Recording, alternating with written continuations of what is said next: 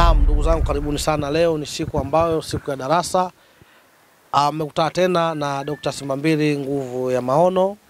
Lakini leo kuna jambo nataka tuzungumzie, jambo moja ambalo linahusiana na ufalme wa kipato. Yaani ufalme wa kipato ni nini? Ufalme wa kipato, kwa sababu kila kipato kina utawala wake, na utawala ule unakuja kwa sudi maalum.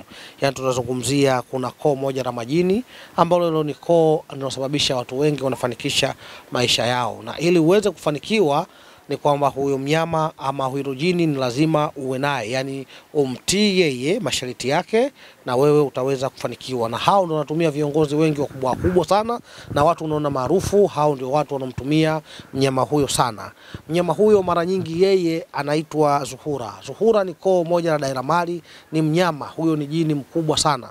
Huyo ndio mjini ambao alipewa uwezo mkubwa, na jini huyo ndio alikuwa anaendeshwa na manabii ambao wamepita kuwapa kipato. Yani Sulemani alimtumia huyo jini kumletea mali zake katika ufalme wake. Na ndio maana unachoona watu wengi wanaweza kufanikiwa, basi wamekubali kufuata taratibu wake na kutii masharti yake huyo mnyama. Kwa hiyo hilo jini ambalo linaweza kuongoza ambacho kipato wewe utaweza kufanikiwa, ni lazima utii masharti yake. Kwanza ule naye kitu kinaitwa maagano. Yani uweze kufanikiwa kuna jambo linaitwa maagano, yani wagane naye yeye, ule naye maagano ya makubaliano, utaweza kufanikiwa. Unapomtii huyo jini ambao anaitwa Zuhra. Zuhura ni jini ambao ni kubwa na miliki sana kipato, na ndio maana watu wengi maarufu, ukiona mtu kafanikiwa, basi kafata maagano yake yeye na katii masharti yake yeye, ndipo anapoweza kufanikiwa katika ufalme wake huu.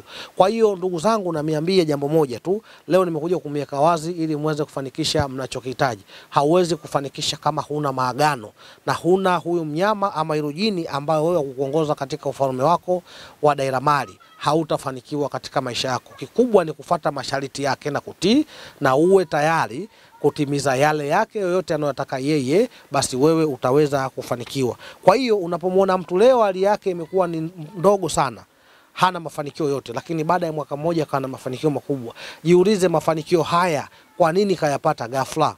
Mafanikio haya yeye kwa nini kawa mtu maarufu ghafla? Mtu maarufu kuwa ghafla ni kwamba yeye ni pale alipoona kwamba mimi naamua jambo la kwamba kuwa na nguvu yangu ya peke yangu. Kwa hiyo nguvu ya peke yangu ni hipi? Ni nguvu kutii masharti ya huyu mnyama au hili jini ambayo naweza kukuongoza katika maisha yako. Ili uweze kupata ufalme wa utajiri, uwe mtu maarufu sana, uwe na kipato, lazima wewe, ili ulifahamu, lazima ule maagano na kiumbe ambacho kinaweza kumilikisha mali. Hizi mali unazoziona ama pesa zinamilikiwa na viumbe. Kwa hivi viumbe vyote, kila kiumbe duniani kina kazi yake. Kwa kiumbe kikubwa kabisa kinaweza kumiliki mali, kikakupa utajiri, kikakupa mwongozo katika maisha yako mazuri, basi lazima ule maagano naye. Kwa hiyo maagano ni yapi? Maagano ni kujua kwamba huyu mmiliki, huyu jini mimi namiliki vipi aweze kuniongoza.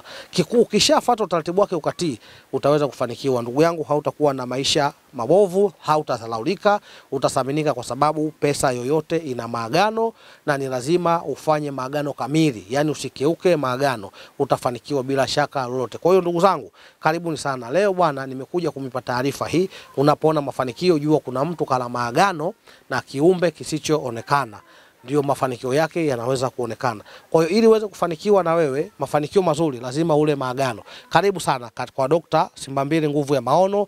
Nitakupa ufalme na utaratibu mzuri wa huyu mnyama, unampata vipi, unamiliki vipi wewe, ili uweze kufanikisha katika maisha yako, uweze kuwa mtu maarufu, uwe tajiri mkubwa.